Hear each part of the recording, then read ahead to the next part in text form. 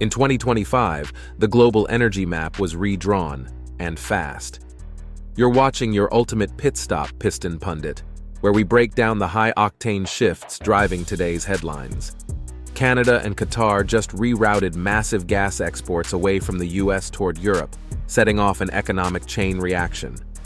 With tariffs rising and alliances shifting, America's grip on energy influence is slipping.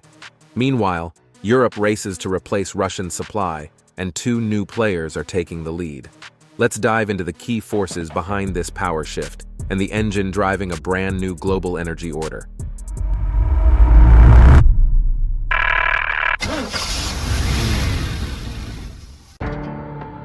Factor number 1. Canada rewrites its energy roadmap. This detour began when President Trump's 2025 tariff package dropped a 10% levy on Canadian natural gas. His goal? Force favorable trade terms and reassert U.S. control. The result? A full-blown U-turn from America's northern neighbor. Canada, long the U.S.'s reliable co-driver in energy trade, didn't just pump the brakes, it changed lanes entirely. Prime Minister Mark Carney responded with clarity and confidence, declaring the post-World War II economic harmony with the U.S. officially over. In its place, a bold pivot toward Europe and Asia, where demand is strong and the politics are less combustible. Enter LNG Canada. The massive terminal in British Columbia, quietly in the works for years, is now the crown jewel of Canada's new export strategy. With operations kicking off mid-2025, it's set to deliver millions of tons of LNG across the Atlantic and Pacific. What makes this shift especially pivotal? Infrastructure. From pipelines to ports, Canada's energy arteries are being re-engineered away from the U.S. What once symbolized cross-border integration now signals independence. Trump's tariff, meant to safeguard American energy dominance, inadvertently shattered the alliance that underpinned it. But Canada's move isn't the only play redefining the global gas game. Qatar's power surge is just as critical. Factor number 2. Qatar ramps up the pressure in Europe. While Canada was realigning, Qatar was recalibrating and accelerating. This Gulf state, already a giant in the LNG world, is now sprinting toward a near doubling of its production capacity, from 77 million metric tons in 2024 to a projected 142 million by 2030. That's not just an upgrade, it's a takeover. Europe, scrambling to reduce its dependence on Russian gas, found in Qatar a reliable and competitive partner. Countries like Germany inked long-term supply deals, betting on Qatar's consistency and favorable pricing to stabilize their domestic markets and industries. Still, the road isn't without speed bumps. European lawmakers are pressing forward with tough sustainability standards under the Corporate Sustainability Due Diligence Directive. Qatar's officials haven't been shy about their concerns, warning that overregulation could complicate future deals. But for now, the tanks are full, the ships are sailing, and Qatar is firmly in the driver's seat of Europe's energy future. The bigger picture: Qatar's dominance in European LNG isn't just a business win, it's a geopolitical power play. By becoming an indispensable fuel stop for the continent, Qatar is rewriting its role in global diplomacy, one tanker at a time. Before we delve deeper, do us a favor and smash that like and subscribe button. This helps us reach more auto and energy enthusiasts just like you. And with Qatar filling Europe's tanks, let's now turn to the US, where the engine's sputtering and the check engine light just came on. Factor number 3. The US caught in an energy tailspin. While Canada and Qatar hit the gas, the United States finds itself stuck in the slow lane. The loss of Canadian imports, once a cornerstone of US natural gas supply, has tightened domestic availability just as demand spikes. That strain shows up at the pump and in the pocketbook. Gas prices have crept up near $5 per gallon, reigniting inflationary fears and stretching household budgets. Energy sector job losses are mounting, particularly in processing hubs and port cities tied to the former US-Canada energy flow. Washington's counterstrike? Boost LNG exports to Europe. But it's easier said than done. Shipping lanes are congested, export terminals are operating near capacity, and Europe already has suitors, namely Qatar, with cheaper and more reliable supply chains. The kicker? This energy bottleneck is a direct result of short-sighted trade tactics.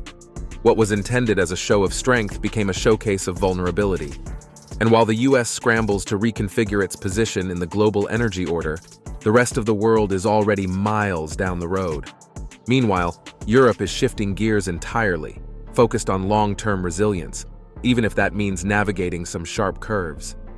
Factor number 4, Europe steers toward energy independence. Europe's energy equation has shifted gears dramatically in 2025. When Russian gas supplies came to a screeching halt through Ukraine at the start of the year, it left the continent racing for reliable alternatives. Enter Canada and Qatar, two nations now fueling Europe's pursuit of long-term stability. Multi-decade LNG agreements with both countries have become the new engine behind Europe's energy security. But this isn't a simple switch. Environmental regulations, internal EU disagreements, and price volatility are adding layers of complexity to the ride. Some EU nations want to keep the Russian tap open just a little longer to keep prices from overheating.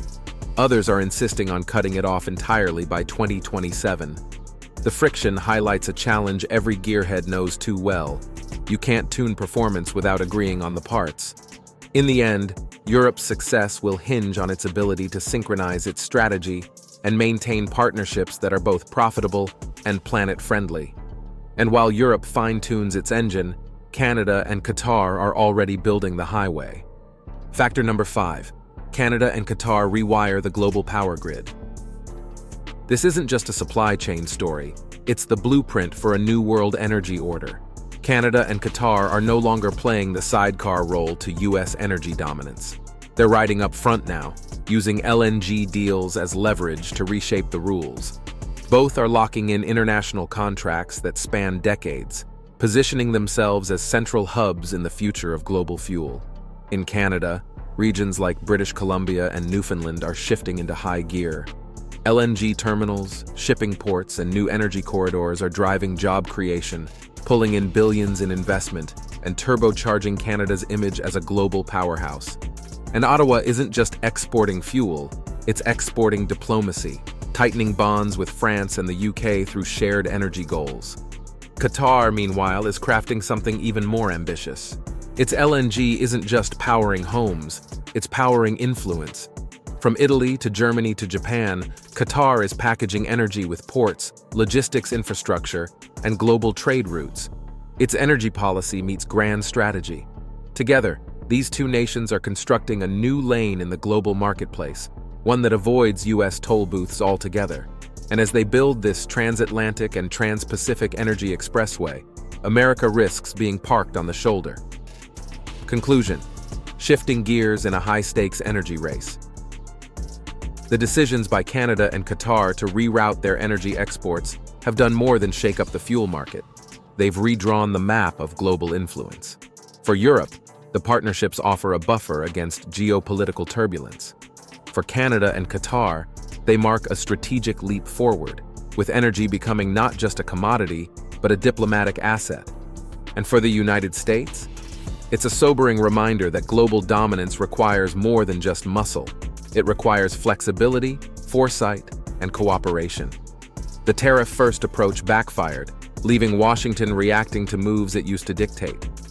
Now, the US must decide whether to double down on isolationist tactics or recalibrate for a new era of shared strategy and global agility. So, let's bring it to the comment pit. Do you think Canada and Qatar made the right move by bypassing the US? Will Europe's reliance on external gas partners make it more secure or more vulnerable? And can the US still claw back its influence in the energy arena, or has that ship already sailed? Drop your answers in the comments below. We'd love to hear your take. Don't forget to subscribe to Piston Pundit to get notified for the next round of vehicle updates, global trade breakdowns, and powertrain politics that are reshaping the automotive world and beyond. Thanks for watching, and we'll see you at the next pit stop. You can now check out any of the videos on the screen. There's plenty more to explore.